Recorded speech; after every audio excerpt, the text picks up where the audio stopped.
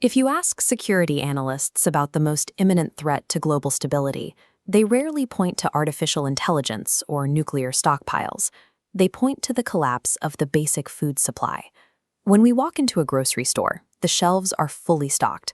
We operate under the assumption that food is a localized, infinite resource that simply appears in the produce aisle. The data tells a different story.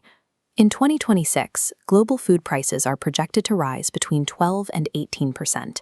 That exact price spike is currently pushing 363 million people toward acute hunger.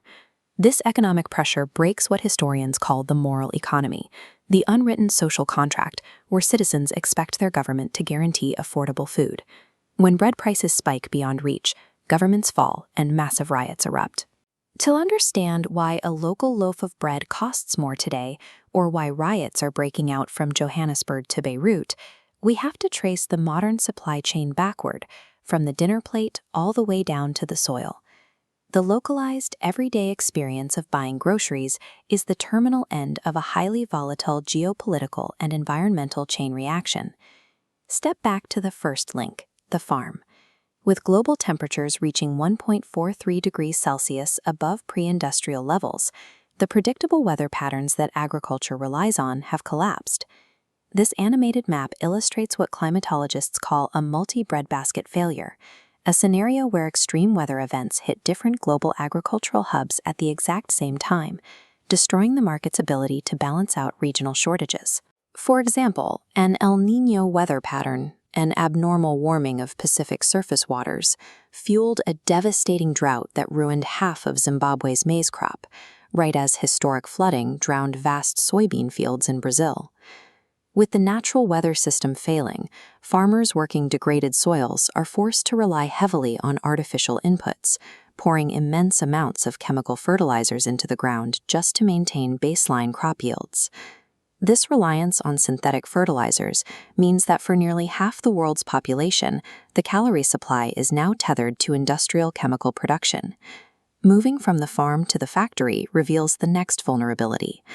Modern farming converts fossil fuels into calories, requiring massive amounts of natural gas to synthesize ammonia, the foundational ingredient for nitrogen fertilizers.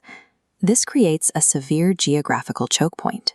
Almost half of the world's urea exports, the most widely used solid nitrogen fertilizer, and a third of all ammonia exports originate in or transit through the Middle East. Geopolitical tensions in the Strait of Hormuz threaten to trap millions of tons of this critical natural gas and fertilizer, preventing it from ever reaching global farmers. Compound this maritime choke point with Russia's decision to suspend its fertilizer exports. That single policy abruptly removed 25% of the global ammonium nitrate supply from the open market. A localized territorial conflict half a world away has the power to instantly cut off the chemical inputs that modern agriculture requires to function. Moving up the chain to the geopolitical level, physical shortages trigger an economic reaction. As fuel and fertilizer become scarce and expensive, crop yields drop, and national governments begin to panic. Nations react by enacting protectionist trade policies to secure their own domestic supply. The United States imposes broad import tariffs, and China retaliates with targeted tariffs on agricultural goods like soybeans and corn. These export bans and national hoarding practices artificially reduce the available global food supply. That scarcity drives up prices even further on the open market, creating a vicious cycle. This economic loop crushes developing nations and conflict zones. When food comprises a massive percentage of household income, supply chain disruptions directly cause immediate humanitarian crises. The interconnected global market was designed to distribute food efficiently across borders. Instead, it operates as a mechanism that amplifies scarcity and weaponizes starvation. The standard model of high-input, globally dependent agriculture is broken. The supply chain, stretching from a natural gas well to a chemical plant to a distant farm, is simply too long and too fragile to survive continuous shocks. To ensure survival, the strategy must shift toward decoupling.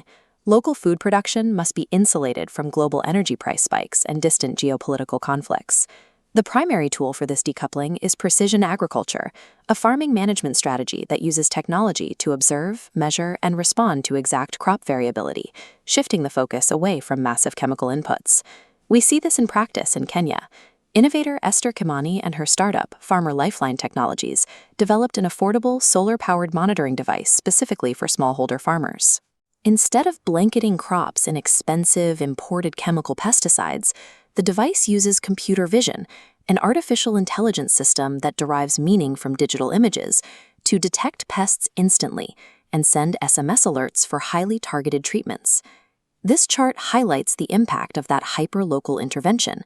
As imported chemical reliance drops, the AI-driven yield improvement rises. The technology reduces crop losses by up to 30% and increases yields by 40%, costing the farmer just $3 a month.